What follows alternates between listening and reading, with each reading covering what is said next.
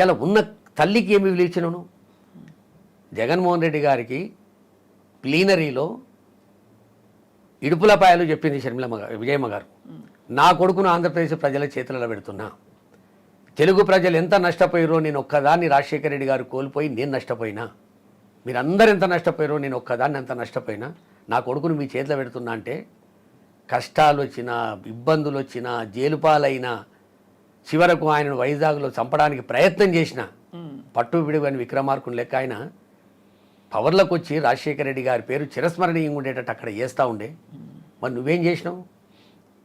ఖమ్మం జిల్లాలో ఖమ్మంలో ప్రజా సంకల్ప సభ పెట్టి విజయమ్మ గారు చెప్పారు కదా, అవును అయ్యా నేను తెలంగాణ ప్రజలకు నా బిడ్డను అప్పచెప్తున్నా, తండ్రి ఇచ్చినట్టే మాట మీద ఉంటుంది.